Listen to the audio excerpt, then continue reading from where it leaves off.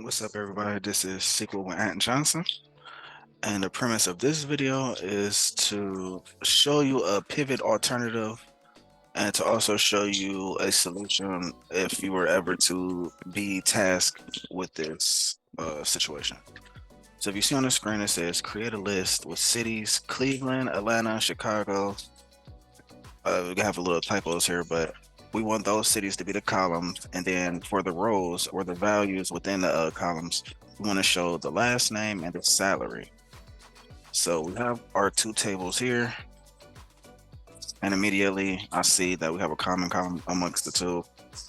I mean, of course, if you look at the naming convention, you can tell as well. But essentially, we want to have the city column, we want the annual net profit column, and we also want the last name column.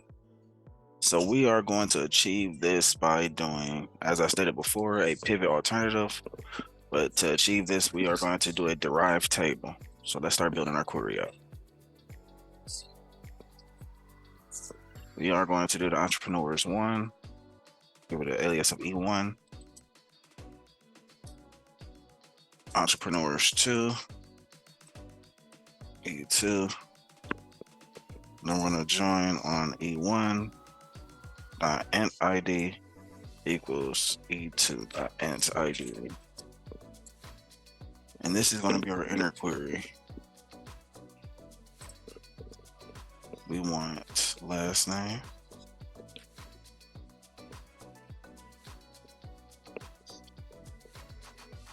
We want the annual profit. And we want the city. And then we're also going to do a row number.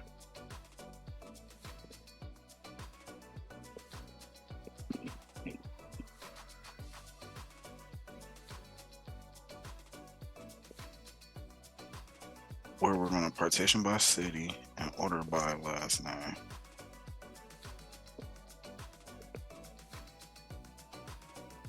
So our inner query is complete.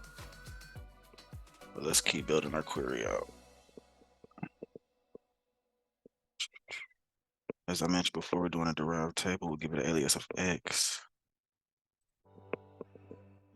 So I have a video on here where I've done something similar to this, but I used a sum case. In this instance, we can use max or min, and I'm going to use a combination of both.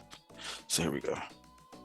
Max case when city equals, we'll just copy this here.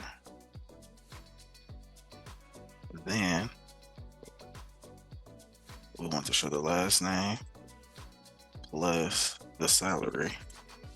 So that's why we added, or the annual net profit, that's why we added it down here, because we're selected from here. Any columns that's down here must be present in order to use them in the top query or the outer query. So we're going to do plus, give it a dash, a little concatenation here, plus annual profit, else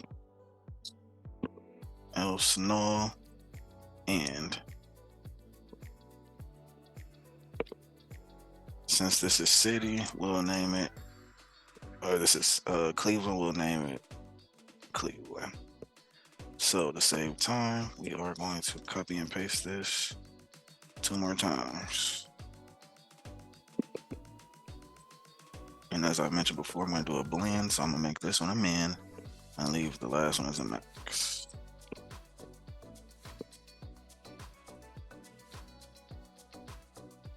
So this will be Atlanta, and this will be Chicago.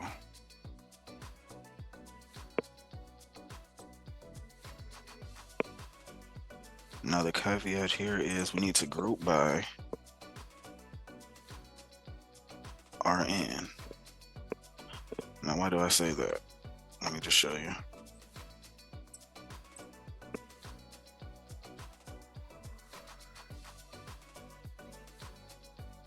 Choice syntax. Oh, my apologies. We need to cast this as char. or cast it as virtual.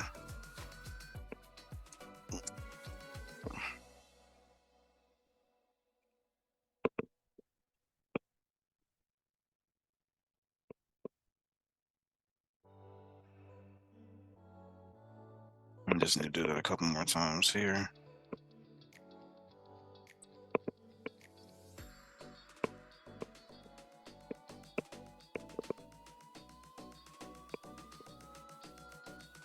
I should have known that. So last name is a char value type or data type. So we have to actually cast when we're placing numbers with our varchar values.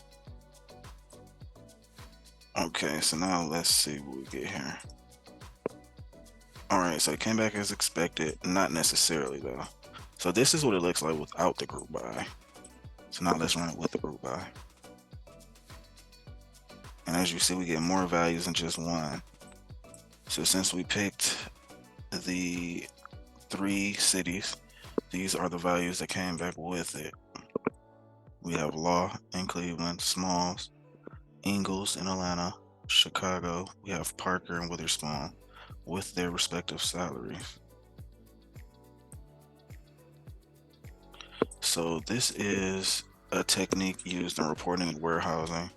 Essentially, what we did here was we created a derived table. We used a row number within our derived table. And then when we come to the outer query, we use the max and or min case situation, which filters out the values that we're searching for.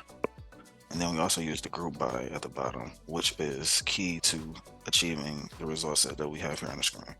So I hope this was helpful. I hope you guys have a blessed day, and bye-bye.